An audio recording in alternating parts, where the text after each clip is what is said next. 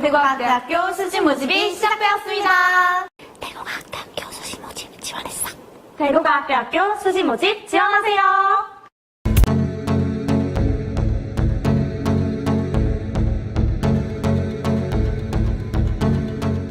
대구과학대학교 수시 모집 지원했어.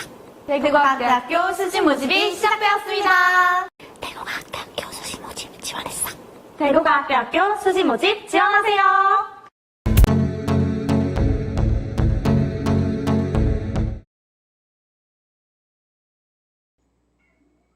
네, 이렇게 사회복지상담과 교수님을 모셔보았습니다. 네, 반갑습니다. 네, 반갑습니다. 사회복지 상담과입니다. 네, 안녕하세요. 네, 사회복지 상담과 교수님 질문 실시간 채팅으로 받기 전에 이게 딜레이가 있다 보니까 네. 간단하게 교수님 자기소개와 경력 한번 부탁드리겠습니다. 저는 사회복지 상담과에서 20년 가까이 근무하고 있는 학과장 교수 김동현 교수입니다. 반갑습니다. 반갑습니다. 네, 첫 번째 질문입니다. 이제 네, 거의 모든 과 공통인데 이제 사회복지 상담과는 어떤 자격증에 주로 취득을 하는지 궁금합니다. 예, 좋은 질문인데요. 사회복지 상담과는 다른 대학에도 이제 여러 상담과들, 여러 사회복지과들이 있어요. 네. 대한민국에서 그 사회복지에 대한 기본 자격증은 국가 자격증인데 사회복지사 2급이 나와요. 그래서 전문대학을 졸업하거나 아니면 4년제를 졸업하거나 아니면 심지어 대학원을 졸업하더라도 사회복지사 2급 자격증이 나옵니다. 그래서 어느 학교를 졸업하든 다 똑같다 이렇게 말씀드릴 수 있고, 그 다음에 이제 어느 학교는 뭐 아동복지과, 어느 학교는 뭐 노인복지과, 어느 학교는 가족복지과. 근데 이제 대구과학대학은 왜 이제 사회복지 상담과냐는 거죠. 네. 이제 사회복지를 다 기본으로 배워요. 이건 법정 과목이나 이런 걸 다 배우기 때문에 네. 공통 과목이나 이런 거를 다 배우고 손질하지 말라고 하네 지금. 손질 안 하기도 하고. 네. 사회복지 기본 과목을 배우고 그 다음에 이제 우리는 상담을 배워요. 상담을 또 배우고 아동복지과는 아동에 대한 걸 좀 배우고 그래서 심리상담사 2급 자격증이 또 나가고요. 그 다음에 이제 배우는 게 뭐 교류분석사라든지 이제 상담에 관한 특수 자격증이죠. 그런 거. 그 다음에 또 뭐 미술치료 아니면 또 뭐 행동치료 이런 거 민간 자격증 이런 것들이 나갈 수 있는 실기가 굉장히 재미있는 그런 학과라고 이야기를 할 수 있어요. 예. 그럼 뭐 실기 이렇게 말씀해 주셨는데 지금 코로나 때문에 실습이 쉽지 않을 것 같은데 어떻게 진행되고 있나요? 이렇게 질문 들어왔습니다. 예, 아주 좋은 질문인데요. 네. 코로나 때문에 굉장히 어려웠어요. 그렇죠. 근데 이제 우리나라만 겪는 상황도 아니고 전 맞아요. 세계에서 같이 겪는 상황인데 우리나라를 기준으로 해도 이제 보건복지부에서 이제 사회복지사 실습에 관한 물론 다른 과도 있습니다. 국가 자격증에 관한 여러 실습처에 대해서 국가에서 이제 특수한 상황이기 때문에 가이드를 정해줬어요. 그래서 작년과 올해까지는 실습에 대한 그 가이드라인이 기존의 예년과 달리 조금 절반 정도 실습하는 걸로 해서 진행을 했었습니다. 그런데 뭐 내년에는 좀 나아지지 않을까요? 맞아요. 내년 정상화된다고 보고 네. 그리고 이제 그렇게 되면 사회복지 시설이나 기관 센터에 저희들이 이제 학생들을 보내죠. 그래서 실습을 할 수 있도록 지도하고 있습니다. 감사합니다. 네, 그 다음에 취업률이 궁금하다고 하십니다. 취업률은 아마 그 사회복지 쪽에서 취업률을 보면은 저희들이 65%에서 70% 정도 나오고 있어요. 65%에서 70% 나오는 게 또 사람들에 따라서는 만족스럽지 않을 수 있습니다. 만족스럽지 않을 수 있는데, 여러분에게 드리고 싶은 말씀은 그 여러 가지 취업 종류가 있는데 전공 취업에 대한 생각도 많이 하셔야 되고, 그리고 또 미래 비전에 대한 것도 생각을 많이 하셔야 된다고 생각해요. 그래서 사회복지라는 영역이 산업의 영역이 발전하는 영역이라고 제가 설명드릴게요. 한마디로 이야기하면 그 어떤 산업이 그 인구가 줄고 아니면 사람들 속에서 사라져야 되는 그런 직업이 아니고, 예를 들면 뭐 손으로 이렇게 어떤 직업을 해야 신뢰가 되지 않을까요? 뭐 주산을 넘는다. 그런 직업은 네. 좀 사라지는 그런 형국이잖아요. 그렇죠. 근데 이제 컴퓨터로 AI라든가 뭐 이런 부분이 발전하는 영역이겠죠. 네. 또 사회복지도 그 우리나라를 기준으로 봤을 때 노인 인구가 증가되는 걸 우리나라에서 굉장히 큰 사회 문제의 일환으로 보고 있는데 뭐 저출산이라든가 크게 두 가지인데 우리나라 기준으로 2035년쯤 되면은 거의 막 우리나라 인구의 30%에서 40%가 노인성 인구를 차지할 정도로 굉장히 많다고 생각해요. 그래서 네. 쉬운 말로 얘기하면 노인이 자꾸 많아지는 거예요. 아마 네. 저 같은 사람도 그때 되면 한참 노인이 때가 있겠죠. 네. 이제 그런 측면에서 산업이 식지 않는 산업이고 네. 확장되어 가는 영역이다. 이런 말씀 드릴 수 있습니다. 네. 사회복지 상담가를 지원하려는 학생에게 필요한 역량 같은 게 또 어떤 게 있을지. 예. 역량 굉장히 중요한 이야기인데요. 네. 어느 직장이나 그 사람은 책임감이 있고 그리고 부지런하고 또 나름대로 그 착하고 이런 게 다 있어야 된다고 생각해요. 네. 그런데 그 중에서도 사회복지의 영역은 그런 게 굉장히 더 필요하다고 생각합니다. 즉 다시 말하면 우리가 사회복지 영역에서 따뜻한 가슴과 그 냉철한 머리를 주로 이야기를 많이 하는데 아주 분명하고 냉철하게 판단을 하며 그러나 사람들에 대해서 그 우리가 만나는 사회복지에서 만나는 사람들이 네. 대부분 보면 아주 뭐 우수하고 행복하고 넘치는 사람을 만나려고 하는 게 아니라 어렵고 힘들고 약하고 괴롭고 슬프고 이런 사람을 만나는 거거든요. 그런 사람들에 대해서 어떻게 하면은 가슴이 따뜻하게 손을 내밀 수 있는 그런 역량을 가지고 있느냐. 이게 굉장히 중요하고 네. 이런 거에 대해서 조금 그 선천적으로 좀 떨어지는 사람은 만약에 그런 직장을 잡더라도 스스로 굉장히 괴로울 거예요. 그래서 그런 면이 굉장히 중요하다. 공부 잘하는 거 아무 소용없다. 마음이 따뜻해야 된다. 이 말씀. 역시 사회복지 상담가에 오려면 이제 말을 잘해야 되는지 아무래도 상담 관련 그렇죠. 과다 보니까 사회복지 상담사는 그 사람을 상대하는 직업입니다. 사람을 상대하는 직업은 예를 들면 뭐 간호사도 그렇고 네. 뭐 의사 선생님, 변호사, 뭐 또 보육교사, 유치원교사, 사회복지사 다 사람을 상대하는 직업이에요. 근데 이제 사람을 상대하는 직업 중에서 언제나 말은 잘해야죠. 언제나 말은 잘해야 되는데 아까 좀 전에 제가 이야기한 것처럼 가슴이 따뜻한 말을 건넬 수 있는 그런 능력이 중요하다. 이런 걸 다시 한번 강조드립니다. 네. 사회복지 상담가 또 취업처가 어디로 가는지 취업을. 예.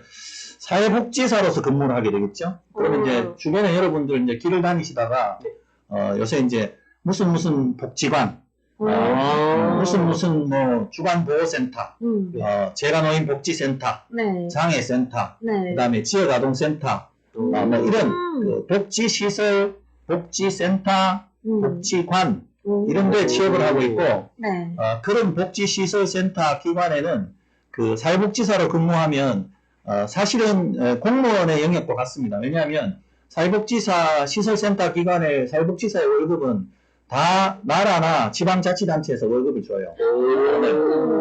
여러분 중고등학교 선생님들의 월급도 나라에서 주죠. 네. 그런 측면에서 나라에서 다 지원하는 우리나라에 필요한 영역이기 때문에 사회복지사에 월급을 지원해 줍니다. 그래서 그런 쪽에서 한평생 전문가의 역할로 그리고 공무원 또는 준공무원으로서 근무할 수 있는 그런 취직 자리가 많이 있고 앞으로 더 많이 생길 수 있다고 생각합니다. 네. 혹시 이제 대과대 사회복지 상담가면은 차별화된 점 있을까요? 사회복지 상담 여기서 지금 틀 수가 없어서 조금 애로사항이 있는데 예, 다른 채널로 들어와서 대구과학대학의 사회복지 상담과의 홈페이지라든가 이런 걸 또 보세요. 아니면 제가 아까 논 준비해가 격떡 썼는데 TSU 언더바에 SWC 보이는가 모르겠는데 이게 인스타그램 아이디예요. 그래서 학과 인스타그램에 들어오면 여러 가지 자료가 많이 올라져 있습니다. 거기 가면 소위 말해서 학생들이 뭘 하고 노는지 그래서 무슨 공부를 하는지 사람들은 어떤 구성이 되어 있는지 그리고 실습실은 어떤 모양이 되어 있는지 제가 지금 이렇게 이야기하고 있는 이제 서두를 꺼내는 건 이번에 여름방학에 실습실을 새로 잘 꾸몄어요. 컨셉이 그 종합사회복지관으로 꾸며놨습니다. 종합사회복지관에서 무슨 일을 하느냐. 그래서 학생들이 거기서 실제로 근무하는 환경을 조성해가지고 거기서 실제로 수업을 받을 수 있도록 그 실습실이냐 복지관이냐 학생들이 그 좀 뿌듯해하면서도 자랑스럽게 생각하는 그런 영역이 있습니다. 그래서 그런 실습실에서 아주 그 실기적인 실천적인 그런 공부를 같이 할 수 있다는 것을 꼭 자랑하고 싶고 그리고 또 제가 그렇게 뭐 이상한 사람이 아닙니다. 그래서 학생들하고 교수님들하고의 교수들도 마찬가지죠. 사회복지를 한다는 사람들이 어느 정도 마음이 열려 있어야 되고, 제 나이쯤 되면은, 이 아저씨 나이들이 수많은 이상한 사람들이 많습니다. 공대 같은 아저씨들도 많고, 교수님들도 아주 개판한 교수님들도 많고, 우리가 그렇지 않습니다. 그렇지 않고, 학생들의 마음을 읽어주는 그런 사람이 제대로 된 교수가 될 수 있다고 생각하고, 뭐, 우리도 물론 실수는 하겠지만, 네. 학생들에게 다가가려고 하는 그런 노력을 많이 하고 있다. 소통이 잘 된다. 이런 말씀을 꼭 또 붙이고 싶습니다. 오, 그리고 과 남녀 성비는 또 어떻게 되는지 궁금합니다. 약간 5년 전, 10년 전에는 그 학생들의 숫자, 성비는 80% 이상이 여자 학생들이 여학생이 많았어요. 근데 최근에는 거의 5대5, 또 여학생이 6이나 남자 4, 뭐 이 정도로 굉장히 남학생의 접근이 많아지고 있습니다. 과거에는 그 문과 성향의 학생들이 경영, 경제 이런 걸 가기 쉽잖아요. 신방과 이런 거 가기 쉬운데, 거기에 대한 그 경기도 안 좋고, 또 이제 아까 얘기했지만 그 확장되는 산업에 대한 그 영역 때문에 사회복지에 대한 생각이 굉장히 많아졌어요. 그래서 이제 남학생들의 접근도 굉장히 많아져서 반반 6대4 이 정도 됩니다. 네, 혹시 상담을 할 때 이제 들어주는 것이 중요할까 아니면 내가 더 좋은 말을 해주는 게 중요할까라는 질문을 주셨어요. 네, 다 중요하죠. 다 중요합니다. 그러나 제일 중요한 건 상대방의 마음을 알아주는 게 중요합니다. 그 사람의 마음을 알아주고 이해해준다는 것에서부터 상담이 출발하는 거지, 내가 듣는다 그래가지고 내 생각이 무슨 생각을 하고 있는지 알 수 없다는 뭐 이야기가 안 되죠. 학생들이 와서 뭐 예를 들어서 집을 나가서 집을 10번을 뭐 가출을 했다. 뭐 10번을 듣고 있어봐야 아무 소용이 없습니다. 왜 10번을 가출했는가에 대해서 그 학생을 이해하고 배려하는 데서부터 거기서 대화가 시작이 되고 이해가 되고 상담이 시작되는 거지, 10번 듣고 10번 대답하는 건 아무 소용이 없다고까지도 이야기할 수 있습니다. 네, 놀이지도라는 수업이 있나요? 있습니다. 예.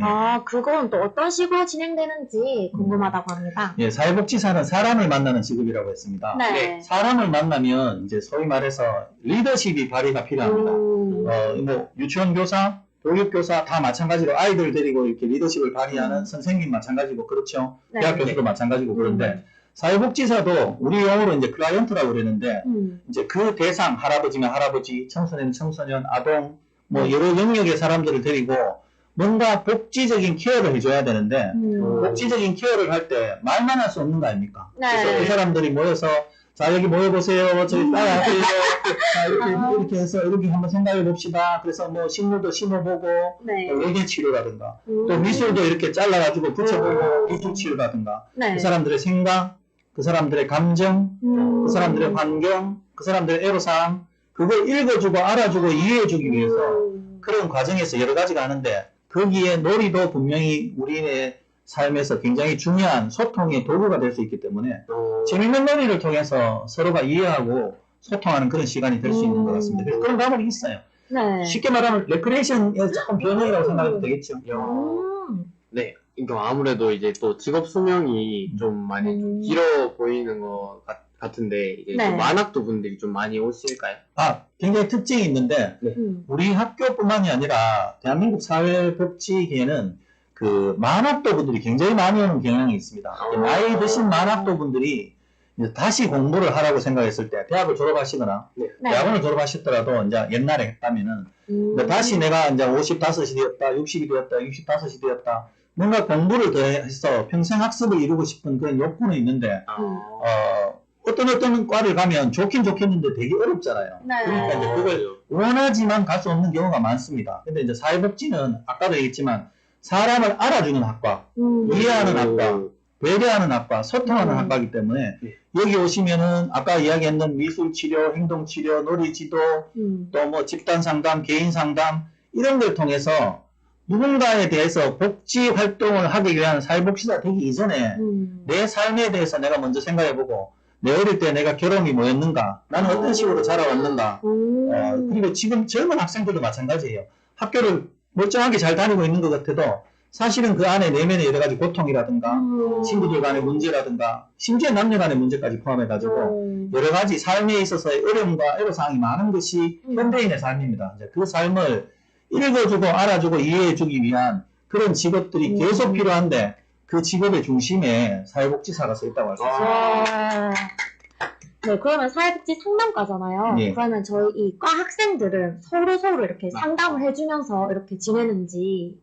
예, 좋은 포인트인데 개인적으로 하는 이야기까지는 우리가 알 수 없는 거고 네. 수업 중간에 상담 실습이라든가 이런 걸 통해 가지고 아까 이야기했죠. 개인 상담이나 집단 상담이나 물론 우리 과뿐만이 아니라 대구과학대학은 상담센터가 따로 있습니다. 그래서 어느 과든지 간에 간호과든 방송과든 어느 과든지 간에 도서관 1층에 가면 상담센터에서 여러 가지 종류의 상담을 할 수 있고 경험할 수 있습니다. 여러분들 다 아시면 좋겠고 그건 그거고 대구과학대고 사회복지 상담과 내에서도 여러 가지 활동이 같이 이루어진다는 거 분명히 말씀드립니다.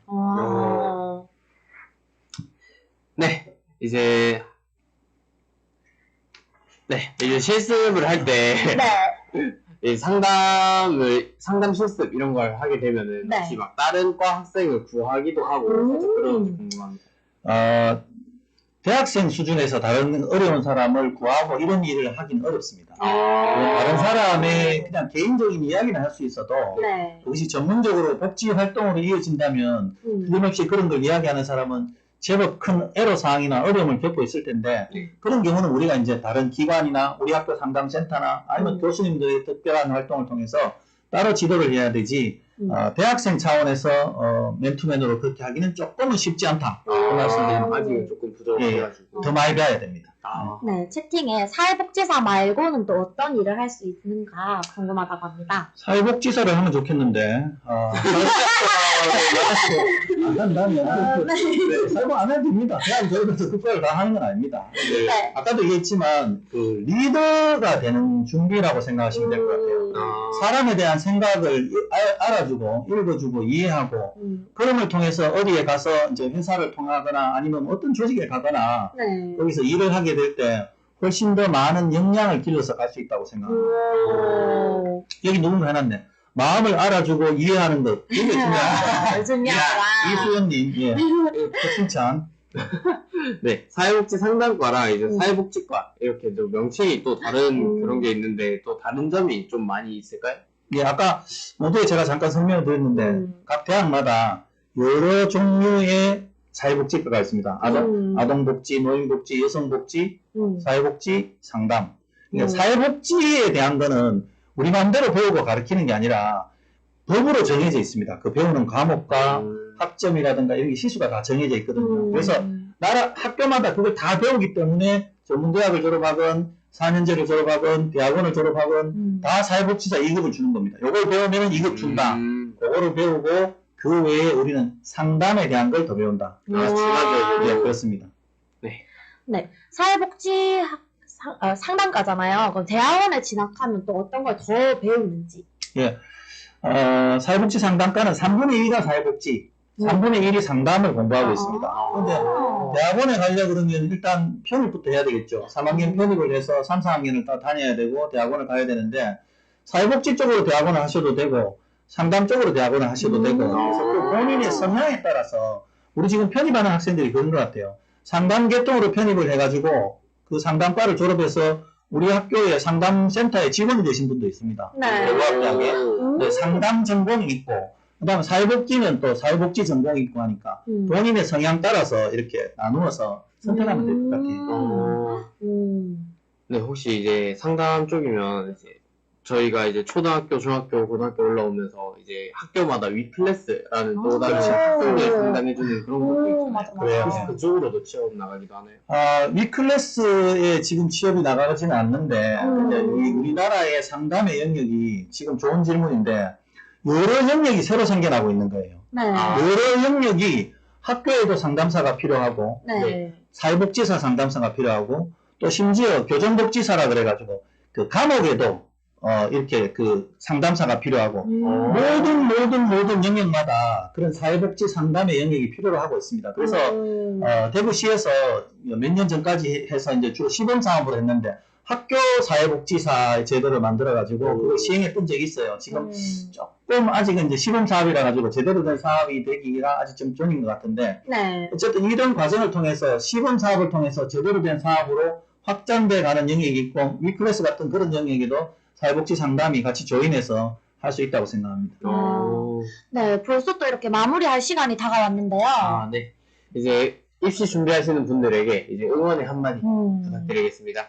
예, 대학도 많고 학과도 많고 여러 본인이 원하는 여러 군데를 갈 수 있습니다. 네. 그렇지만 사회복지를 생각하는 사람도 있을 겁니다. 네. 사회복지를 생각하는 사람들 가운데에서 대구과학대학의 사회복지상담과에 소통이 되고 뭔가 통하는 게 있으면 저희들이 여러분 공부를 열심히 할 수 있도록 그리고 또 행복한 삶을 살 수 있도록 저희들이 2년간 여러분을 케어해드리고 안내해드리겠습니다. 대구과학대 사회복지상담과에서 여러분을 만나기를 원합니다. 아, 네. 어서오세요. 네, 사회복지 상담과 교수님이셨습니다. 네, 감사합니다. 수고하셨습니다. 감사합니다. 대구과학대학교 수시 모집 지원했어. 대구과학대학교 수시 모집이 시작되었습니다. 대구과학대학교 수시 모집 지원했어. 대구과학대학교 수시 모집 지원하세요.